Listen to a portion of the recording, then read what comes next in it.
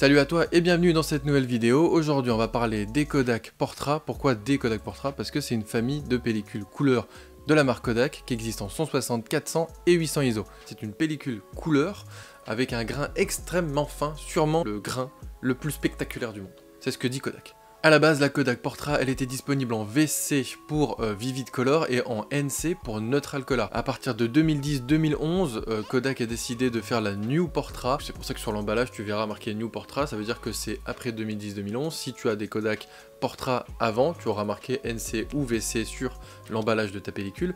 Et ce qui veut dire que tu auras des pellicules Kodak Portra un peu plus anciennes. Pourquoi ils ont fait la New Portra? Parce que Kodak s'est rendu compte qu'il y a pas mal d'utilisateurs de Kodak Portra, entre autres pellicules couleur, qui scannent leur négatif. Du coup, ils se sont dit on va changer, upgrader un petit peu l'émulsion pour faire une émulsion un peu plus compatible avec le scan des images. Ils ont réussi leur pari parce qu'effectivement, les Kodak Portra en version New sont plus facilement manipulables, je trouve, pour le scan, ont une meilleure résolution. Alors effectivement, avant 2010-2011, la VC et la NC, elles avaient des caractéristiques un petit peu différentes. Bon, la Vivid Color était un petit peu plus saturée par rapport à la Neutral Color. Aujourd'hui, avec la New Portra, ces différences sont atténuées. C'est une pellicule qui a un rendu de ton chair spectaculaire et un grain extrêmement fin pour une pellicule couleur, même pour la 400 et la 800 ASA. Peu importe les situations d'éclairage, c'est une pellicule vraiment tout terrain et qui s'adapte vraiment à l'éclairage, soit ambiant, soit avec le flash. En tout cas, sur le papier, c'est une pellicule tout à fait parfaite. Ça dépend de tes besoins et du rendu que tu attends. Pour ma part, je trouve que c'était assez malin de la part de Kodak de faire une famille comme ça de pellicules avec les mêmes caractéristiques de base et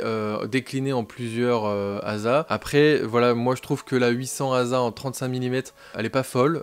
Après, en 120, elle est plutôt bien, je trouve. Mais voilà, en tout cas, la 160 et la 400, pour moi, c'est vraiment deux pellicules couleur que j'apprécie particulièrement. Parce qu'effectivement, par rapport aux concurrents, elles ont ce contraste assez faible et elles ont cette neutralité en termes de couleur qui fait que tu peux prendre ces pellicules, en tout cas cette famille de pellicules, en voyage et que tu auras vraiment les couleurs que tu as devant les yeux.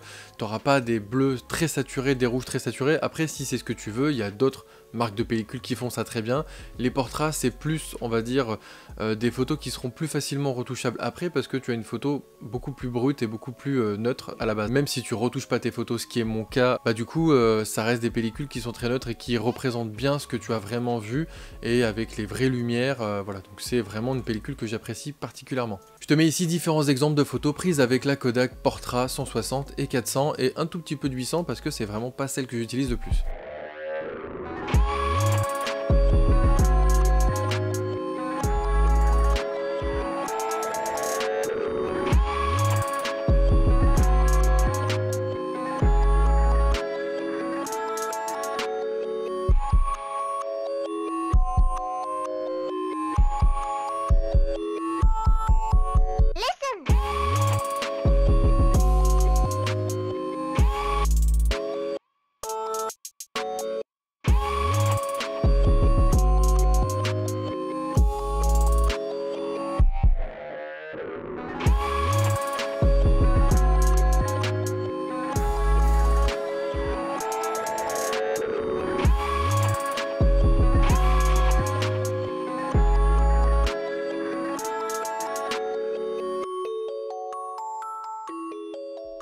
N'hésite pas toi aussi à faire ton retour sur ces différentes pellicules. Si tu utilises ces pellicules, fais ton retour. Si tu les utilises pas, essaye-les si tu peux les essayer.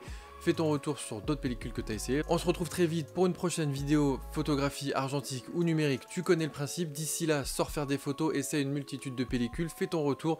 Et puis salut hein.